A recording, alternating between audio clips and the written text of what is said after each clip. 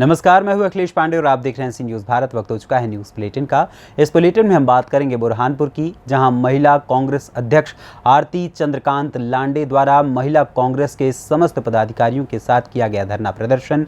साथ ही बात होगी गोरखपुर की, जहां नगर पंचायत उनवल में पीस कमेटी की बैठक हुई आयोजित और रायबरेली में परिषदीय विद्यालयों में समय परिवर्तन किए जाने हेतु शिक्षकों के 2 गुटों ने डीएम को सौंपा ज्ञापन।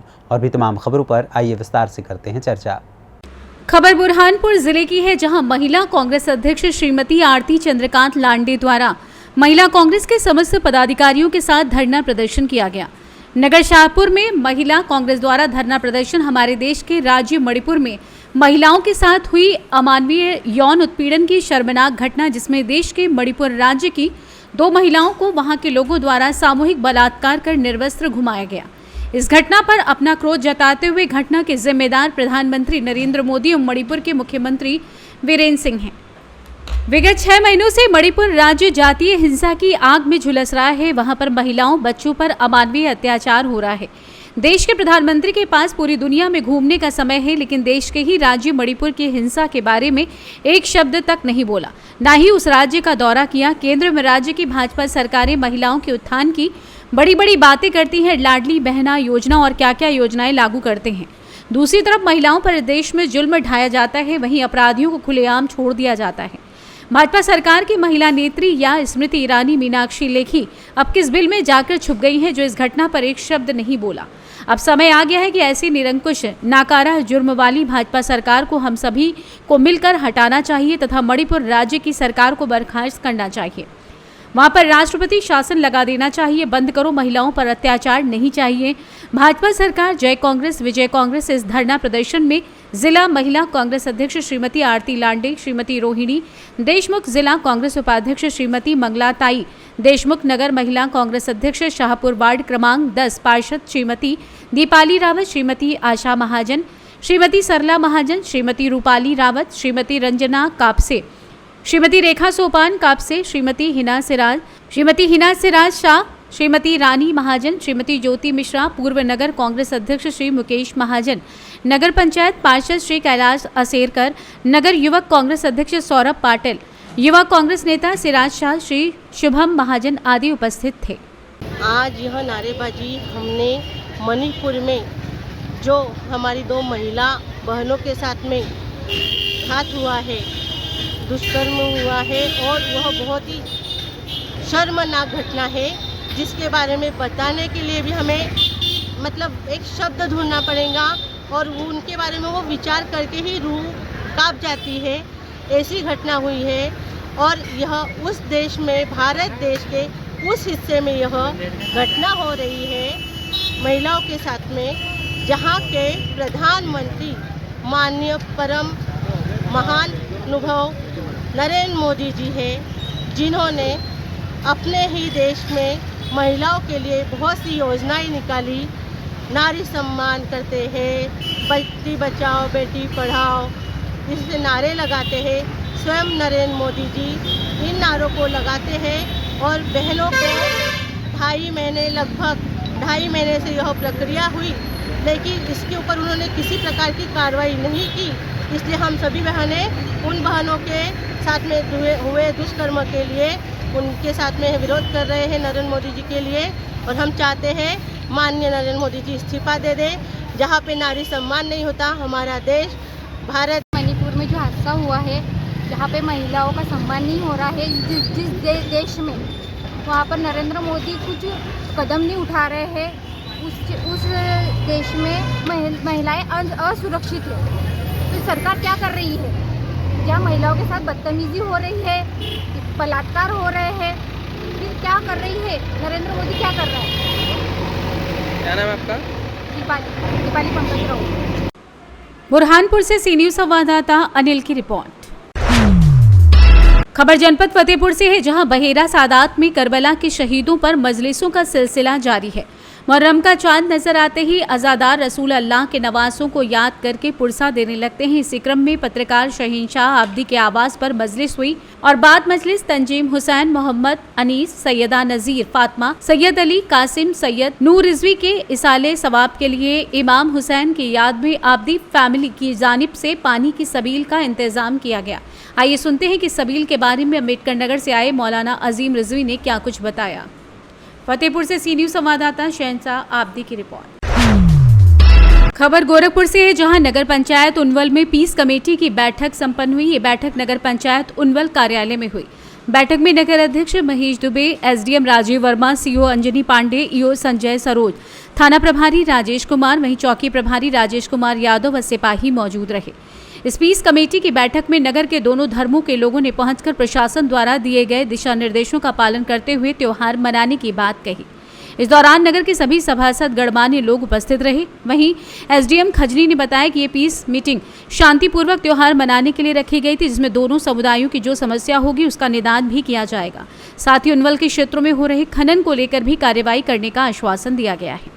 सर, ये मीटिंग किस परिप्रेक्ष्य में रखी हुई है? आज हम लोग पीस कमेटी की मीटिंग जो अगला मुहर्रम का पर्व आने वाला है उसके मद्देनज़र रखते हुए जो पूरे नगर पंचायत के जो सम्राट लोग थे, जो हमारे पार्षदगण थे, अध्यक्ष महोदय थे, सीओ साहब थे, हमारे थाना के प्रभारी लोग थे, सब लोगों के साथ एक बैठक की गई है। इनके रूट डिसाइड किए गए कि उन्होंने कहाँ इनका रूट है, कहाँ इनका रखा जाना है, कब कब इनके जुलूस निकलने हैं, पूरी एक एक बिंदुओं पर चर्चा हुई है। जो इनकी छोटी मोटी कई समस्याएँ, कहीं पेड़ की डाली हो गई है, उसको भी हम लोग देख के उसका समाधान निकलवा देंगे। और इनसे ये भी कहा गया स्पेशली इन लोगों से कि जो सोशल मीडिया पे स्ट्रिक्टली उस पर नज़र रखेंगे, अनावश्यक कोई मैसेज फॉरवर्ड नहीं करेंगे। कोई ऐसा मैसेज अगर कोई फॉरवर्ड करता है जिससे समाज में कोई वैमनस्यता होती है तो फॉरवर्ड करने को वालों के ऊपर भी कार्रवाई की जाएगी। ये माना जाता है कि अगर आप मैसेज फॉरवर्ड कर रहे हैं तो आप उसको इंडोर्स कर रहे हैं, उससे सहमति व्यक्त कर रहे हैं। ऐसा कोई मैसेज आता है तो उसको अपने मोबाइल तक ही सीमित रखें, उसको फॉरवर्ड ना करें। उसकी तस्दीक करने के बाद ही अगला उस पर कोई कमेंट, लाइक या कोई भी फॉरवर्डिंग ना करें। सर, अपने माताओं को किस प्रकार का सुझाव या निर्देश दिया गया आपके द्वारा? नहीं, सबको कहा गया कि सब लोग जो जिम्मेदारी हम लोगों के लेवल पे हम लोग उसको निभाएंगे, जो जिम्मेदारी इनके लेवल पे ये अपनी जिम्मेदारी का निर्वहन करेंगे। अगर हम दोनों लोग अपनी अपनी जिम्मेदारियों को बखूबी निर्वहन करेंगे तो मुझे लगता है कोई दिक्कत नहीं आएगी। यही नीति मैं हर जगह अप्लाई करता हूँ, इसे फॉलो करता हूँ। जो काम हमको अलॉट किया गया हम बेहतर करें, जो काम आपको अलॉट किया गया आप उसको बेहतर करेंगे। अगर सब आदमी अपने अपने काम को बेहतर ढंग से करेंगे तो एक इकाई के रूप में हम लोग बेहतर सोसाइटी, बेहतर समाज दे पाएंगे, डेवलप कर पाएंगे बेहतर का। सर, एक मुद्दा और है सर, ये गुरसैरा क्षेत्र है सर, वहाँ पर कुछ खनन हो रहे हैं, इसके बारे में सर आप क्या कहें? खनन हो रही है, इस पर कुछ कर सकते हैं। नगर पंचायत उनवल में भी है। अच्छा। और ब्लॉक बांसगांव क्षेत्र पड़ता है और नगर ग्राम सभा गुरसैरा तहसील यही पड़ती होगी। जी जी जी। थाना बांसगांव लगता है? जी सर। नहीं, थाना भी खजनी, थाना खजनी लगता है। जी। अच्छा। इसमें अवैध खनन जोरों से चल रहा है हमारे। नहीं, इसको हम लोग अभी आप मेरे संज्ञान में ला रहे हैं। अभी मुझको आए हुए लगभग 1 सप्ताह हुए हैं। जी जी। इस बात को अपना है, इसको मैं संज्ञान में लेते हुए हमारे नए माइंस अफसर भी आए हुए हैं, उनके साथ दिन दहाड़े चलते साथ मैं कल ही उनको बुलाता हूँ, उनके साथ हम बैठक करके हम क्षेत्र भ्रमण कर लेते हैं, कहाँ कहाँ खनन हो रहा है, कहाँ मिट्टी जा रही है, किनका परमिशन है, क्या नहीं है, किस आधार पर कर रहे हैं। कल इस पर मैं माइंस अफसर को बुला के उनके साथ वार्ता करूँगा। ठीक है sir, thank you sir. Gorakhpur से सी न्यूज़ संवाददाता कृष्ण मोहन सैनी की रिपोर्ट।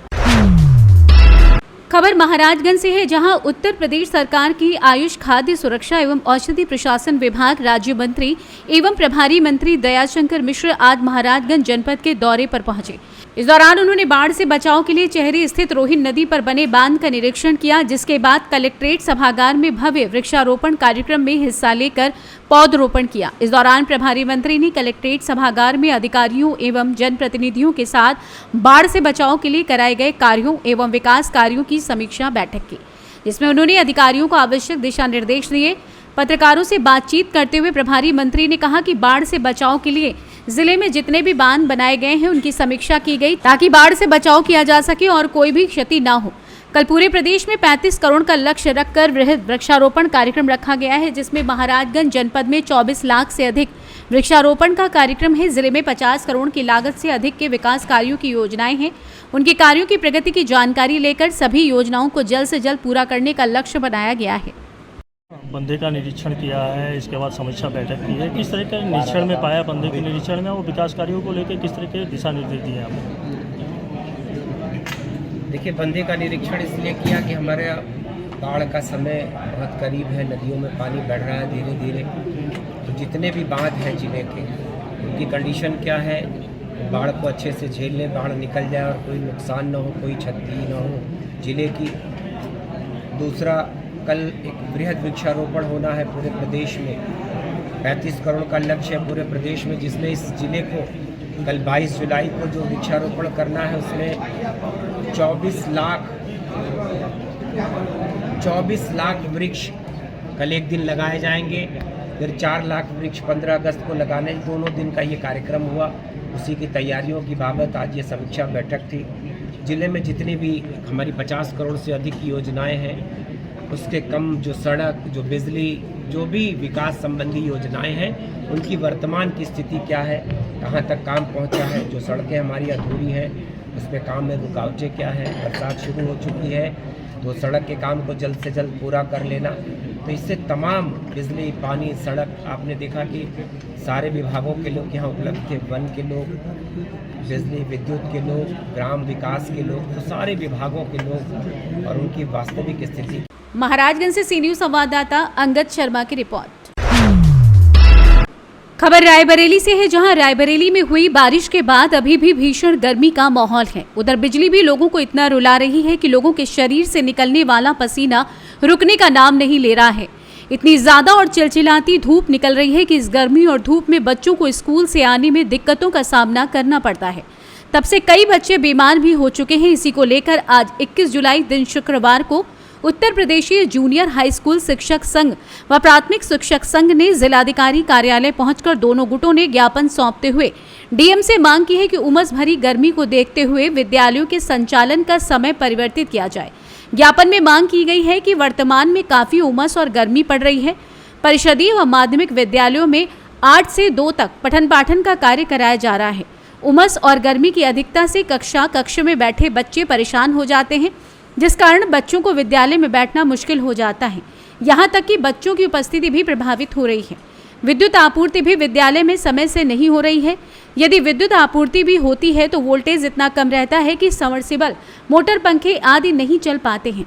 उत्तर प्रदेशीय हाई स्कूल शिक्षक संघ व प्राथमिक शिक्षक संघ ने जिलाधिकारी को दिए गए ज्ञापन में मांग की है कि जल्द से जल्द समय में परिवर्तन किया जाए, जिससे बच्चों के पठन पाठन में बाधा न हो सके। उत्तर प्रदेशीय जूनियर हाई स्कूल शिक्षक संघ के जिलाध्यक्ष राघवेंद्र प्रताप यादव, समर बहादुर सिंह, शिव शरण सिंह, सियाराम सोनकर व प्राथमिक शिक्षक संघ से महेंद्र यादव, अजय सिंह, शैलेश यादव, राम प्रसाद मौजूद रहे। दोनों गुटों ने डीएम को दिए गए ज्ञापन में समय परिवर्तन की मांग की है। क्या है पूरा मामला? देखिए, 3 बड़ी महत्वपूर्ण समस्याएं हमारी विधानसभा क्षेत्र की हैं। आज सबसे ज़्यादा परेशान है अन्नदाता। बारिश हुई नहीं और हमारे यहाँ डलमऊ में डलमऊ पंप कैनाल जो है वो ऊंचाहार के क्रमशः 4 ब्लॉकों को लगभग पानी देने का काम करता है। आज स्थिति ये है कि चाहे वो डलमऊ आंशिक हो, चाहे दीन सगौरा हो, चाहे जगतपुर हो, चाहे ऊंचाहार के हेड से टिल तक का सवाल हो, नहरों में पानी नहीं पहुँच पा रहा। और खासकर तब जब धान की रोपाई का ये सबसे महत्वपूर्ण समय चल रहा हो, तो आज किसान को धान की रोपाई के लिए पानी नहीं मिल पा रहा है। किसान एक बड़े संकट से आज गुजर रहा है और लगातार इसके लिए हमने आवाज़ उठाई। पीछे डलमऊ पंप कैनाल पर धरना भी हुआ था। इस मामले को हाउस में भी, विधानसभा में भी हमने उठाया था, जहां से इनको पंपों की रिपेयरिंग का पैसा भी प्राप्त हुआ। लेकिन आज भी स्थिति है कि 20 डलमऊ पंप कैनाल में पंप हैं, लेकिन अगर उन्हें जाँच कराई जाए तो 3 से 4 से ज़्यादा नहीं चल रहे हैं। तो नहरों में हेड से टेल तक पानी पहुँच नहीं पा रहा। कभी ये बिजली विभाग ऊपर ठोकते हैं कि बिजली विभाग हमें सही बिजली नहीं दे रहा, ट्रिपिंग हो रही है। कभी वो फील्ड के इरिगेशन विभाग को जो है उसके ऊपर मर देते हैं। जबकि कल तीनों एक्शन से हमारी बात हुई, बिजली विभाग के भी हुई, सादा सहायक खंड 45 से भी हुई और जो डलमऊ पंप कैनाल के एक्शन है। लेकिन पानी का एक बड़ा संकट आज नहरों का है। किसान संकट में है, किसान को पानी नहीं मिल पा रहा है। और एक बड़ी समस्या और है हमारे यहाँ कि बिजली विभाग के लोगों के द्वारा जो बिलिंग कंपनियों को टेंडर्स दिए गए हैं, ये आज बिलिंग के नाम पर सीधे उपभोक्ता के साथ लूट कर रहे हैं। पहले गलत बिल भेजते हैं, फिर इनका पीछे से आदमी जाता है कि बिल ठीक कराने के नाम पर पैसा मांगता है। 2 सुपरवाइजर जो ऊंचाहार और रोनिया में तैनात हैं पिछले 5 सालों से, वो लगातार उपभोक्ताओं को गलत बिल भेज देते हैं, डबल मीटर लगा देते हैं, फिर उनको ठीक करने के नाम पर शोषण कर रहे हैं। और तीसरी समस्या ऊंचाहाट तहसील से है कि तहसील के द्वारा 10,000 से ज़्यादा बहुत गरीब लोगों को गांव में मकान गिराए जाने की नोटिस दी जा रही है। मैं समझता हूँ किसी सरकार की मंशा नहीं हो, जिनकी 5 पुश्तें वहाँ रह रही हैं उनको नोटिस भेज करके और केवल उनका शोषण किया जा रहा है।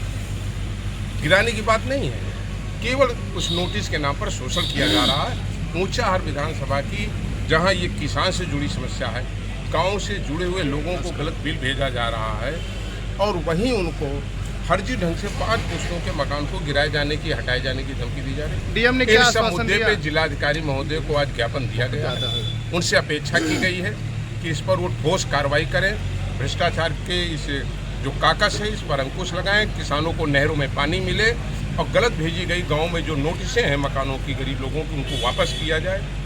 अगर जिलाधिकारी महोदय ने आश्वासन दिया है कि इस पर हम कार्रवाई करेंगे, अगर इस पर कार्रवाई नहीं होती तुरंत तो मजबूर होकर के लोकतंत्र के तकाजे पर हमको 27 तारीख को शांतिपूर्ण ढंग से तहसील में धरने पर बैठना पड़ेगा। रायबरेली से सी न्यूज़ संवाददाता आलम कादरी की रिपोर्ट। फिलहाल के लिए इस न्यूज़ बुलेटिन में बस इतना ही। देश दुनिया की तमाम खबरों के लिए देखते रहें सी न्यूज़ भारत। हर खबर आपके साथ, आपके हाथ।